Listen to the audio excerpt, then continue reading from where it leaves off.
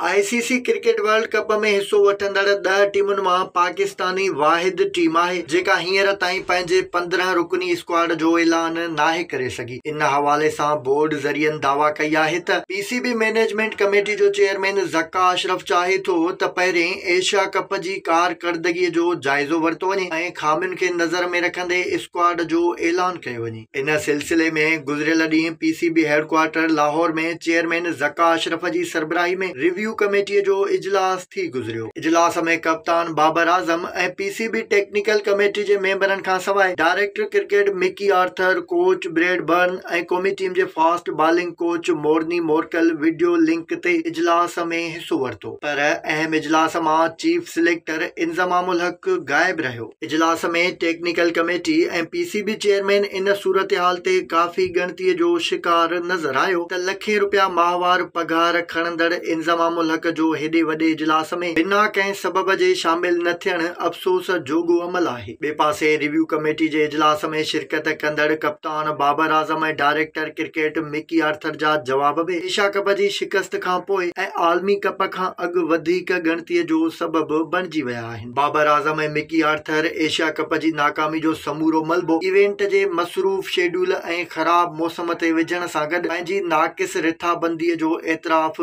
पिणु करे रहिया आहिनि। कप्तान बाबर आज़म टूर्नामेंट जे शुरूआती मुक़ाबलनि में सऊद शकील, अब्दुल्ला शफ़ीक ऐं ॿियनि रांदीगरनि खे मौक़ियो न ॾियण जो को वाज़िह जवाब न ॾेई सघियो। पहिरियां हुन चयो त ईअं न करणु ग़लती हुई। नेपाल ख़िलाफ़ 9 रांदीगरनि जी जाइ ते मुकमल टीम खेॾाइण बाबति कप्तान चयो त रांदीगरनि खे आराम उन करे न ॾिनो त असांजी मैचुनि में घणी विथी हुई। मिकी आर्थर इन ॻाल्हि जो एतिराफ़ कंदे चयो त आलमी कप खां अॻु क़ौमी टीम कई मसइलनि खे मुंहुं ॾेई रही आहे। फिटनेस सां गॾु अहम रांदीगरनि जी फॉर्म ऐं मिडिल ऑर्डर अहम मसइलो बणियल आहे, पर वटनि इन्हनि मसइलनि जो को हल बि नाहे। मिकी आर्थर वधीक चयो त आलमी कप में टीम साॻी रिथाबंदी तहत मैदान ते लहंदी जेका एशिया कप दौरान अख़्तियार कई वई हुई। कप्तान बाबर आज़म क़यादत में तब्दीली जे इम्कान खे रद्द करण सां गॾु नायब कप्तान शादाब खान खे नाक़िस कारकर्दगी बावजूदि खेसि उहिदे ते बरक़रार रखण ते ज़ोर ॾिनो। बाबर आज़म जो चवणो हो त पहिरियां बि इहा ई टीम खटींदी रही आहे। एशिया कप में शिकस्त, ख़राब रांदि ऐं हिकमत अमली सबब थी, पर सभु ठीक थी वेंदो। कप्तान बाबर आज़म इन ॻाल्हि ते ज़ोर ॾिनो